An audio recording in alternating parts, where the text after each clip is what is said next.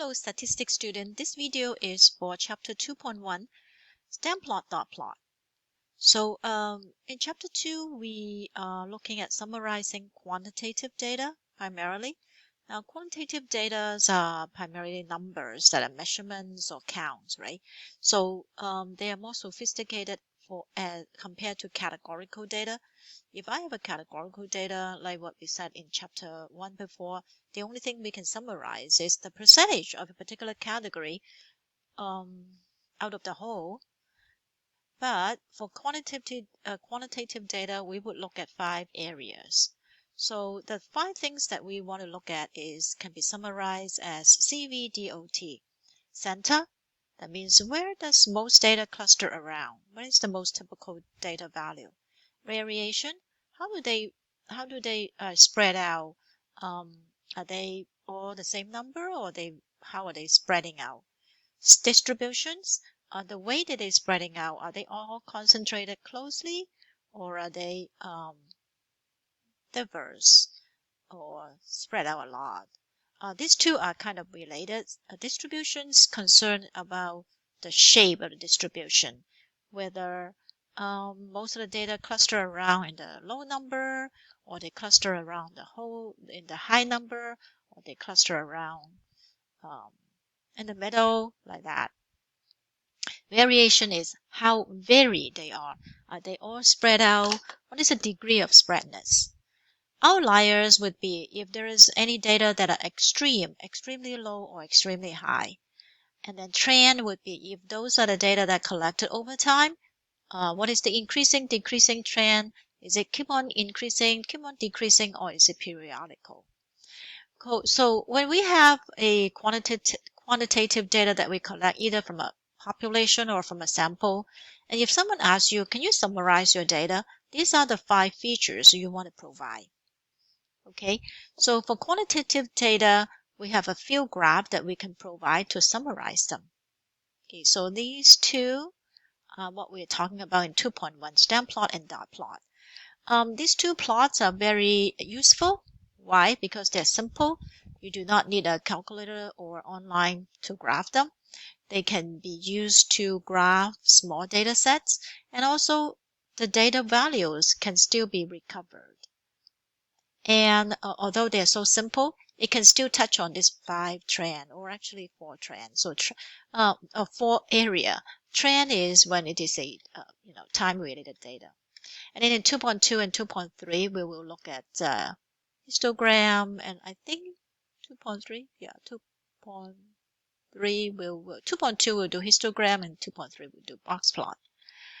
So in all cases, we are looking at how to summarize quantitative data using all these different graphs. The first is stemplot. What is a stemplot? Stemplot is like this. This is an example of a stemplot. Basically, it is you can say it is not a graph, but like a table where the data are arranged so that there is a stem and a leaf. Data with the same stem would share the same number of here, and then you would only write the leaf number. So this stem plot. We can say that the left hand side is stem, the right hand side is leaf, and the legend is 6/3 means 63. That means the actual data is 63. We don't know what it is. Maybe it's minutes, maybe it's age, or maybe it's score. Let's pretend it is test score. So and then what happened is, if I have a stem plot like this, that means 63, 65. Okay, so it's 2 number, 63, 65. You do not write 6 twice because they share the same stem. So if that is the case, how many data are there? So just check. I have 2 data here because 63, 65. You can actually write your data out. 63, 65, 78, 79. So one good thing about stemplot is you actually know your original data. You can actually write it out. 82, if there's double, you write it 2 times. So you recover it 2 times. 85, 89. Then 91 and 99. I believe these are score. So how many data do I have? 1, 2, 3, 4, 5, 6, 7, 8, 9, 10, 11. Or you can just add them at the leaves over here. This is 5 plus 6 is 11. So there's 11 data. What is the lowest and highest data? The lowest, of course, is 60 in the lowest stem, 63. The highest is in the highest stem, 99. What is the list of data? Oh, I already did that, so it would be here. Right? So you can write it down. So this is called stemplot. I document some online tool that you can use to do online stemplot, but most of the time we don't need to. You can just do it by yourself, manually. And this is another one that if your stemplot has decimal, you would use this one. Okay. But I rarely use them. I just do it myself. So the second example will be graph the stemplot for these two samples. So sample 1 is 63, 65, 99, and then sample 2 is almost the same data, but have a outlier of 120. Well, I don't know if it's outlier. It's a big number of 123. So let's do the first one. So every time we do a stemplot, we look at the smallest number first and the highest. Now, in this case, I think they are sorted in order. If they're not sorted in order, you should sort it first. Then you can tell what is the highest and the lowest.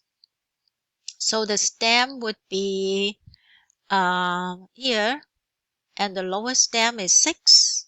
Highest stem is 9. Now, you do not want to skip any stem. So even if there's no data in the 70, you still write it. Okay, 6, 7, 8, 9.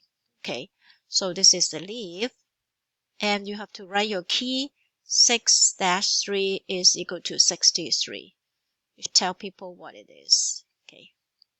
And then you just write it 63, 65, 68, 69, and then 81. So if there's nothing, don't write 0 because, 0 is a number. It's 70.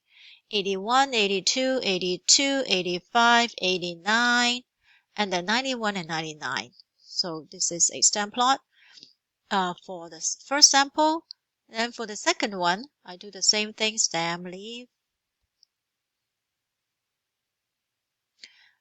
leaves.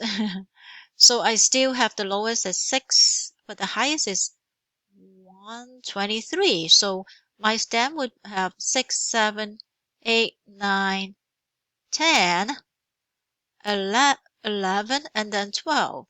Okay. So for this particular one, it's almost the same, right?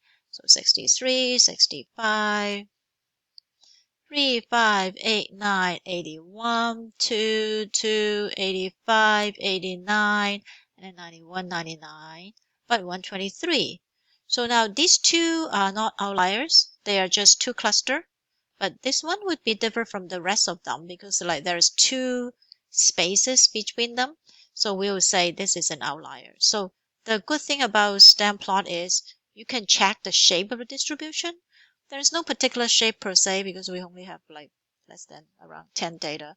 But if you are to do it, like for the first one, you can just look at it as, oh, this is the shape of it. Look at it sideways. Okay, so stemplot can help us to look at what the 5 thing. Look at the center. Where is it clustered around? Look at how it distributes, the shape, left, right. We'll talk about the shape of the distribution and also if there's outliers. Second one is dot plot. Dot plot are used for graphing really small discrete data sets. So primarily in a small range. So it is possible to recreate the list of data value also.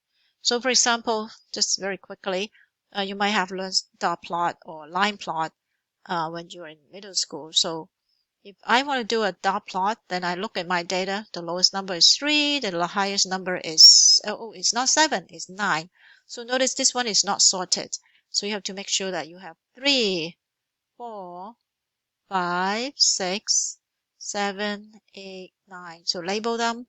And then every time you have a number that occur, you just do one dot. 5, 7, 8, 9, another 5, then you stack it up. Okay, 5, and then 6. Oh, that's 1, 2, 3, 4. 4 more 7. 1, 2, 3, 4. So here you can see the center is around 7, like most occurrence, or cluster around here, and there's no outlier. They spread out. They spread out where the most of the data are in at the high end. Okay, that's 2.1.